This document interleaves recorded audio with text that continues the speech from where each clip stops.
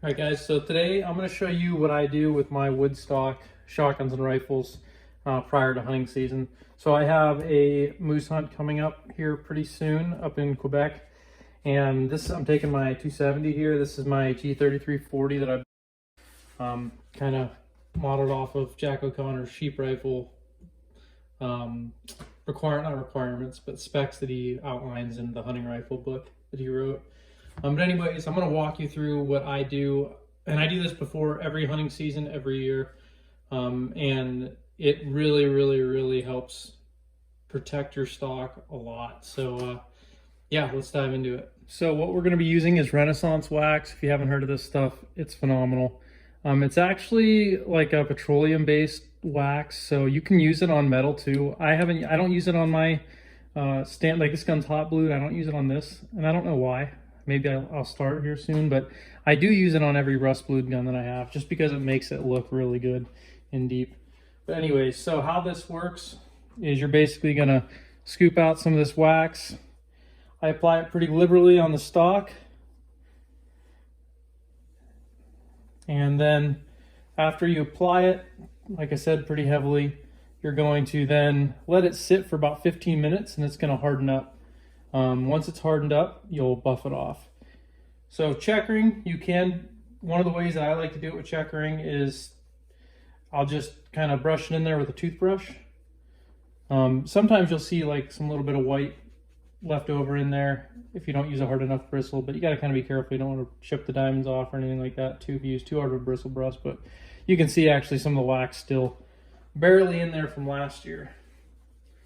But what this stuff does is it basically, in this gun I've taken it on so many hunts, so it's beat up, it has dings and dents in it. It's not perfect by any means, but what this does is any of those little dings and dents that may have, say, broken that seal that the finish has, that oil finish, this will essentially seal that in and not allow any moisture to hit it.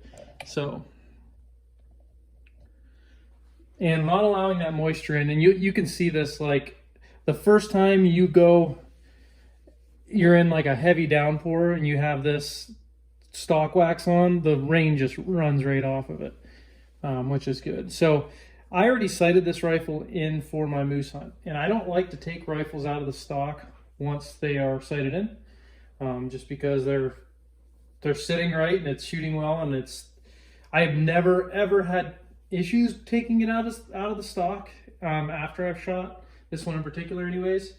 It's never changed my point of impact, but just in case, I'm going to leave it in. But where I'm getting at with that is you can put this wax on the inside too if you really want to, like in the barrel channel if it's free floating. I wouldn't necessarily put it like in the action area just because you want that to be as solid as you possibly can. Okay, so now this stuff has dried on here, and you'll be able to tell when it's just not tacky anymore. So now all I'm going to do is just buff it, and I just use an old t-shirt that I cut up, and buffing it, I mean, it really brings a shine back to the stock too and kind of makes it look like it originally would have come.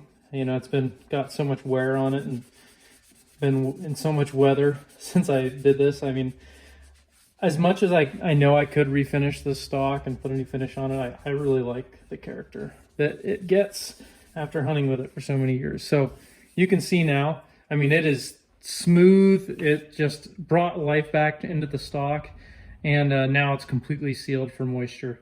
So I don't, if any of you guys have used Renaissance wax, and I'm sure, I mean, I'm such a proponent of Renaissance wax. I tell everybody about it. I don't get paid by them or anything like that, but I love this stuff. So if you guys have an experience with it, please let me know in the comments.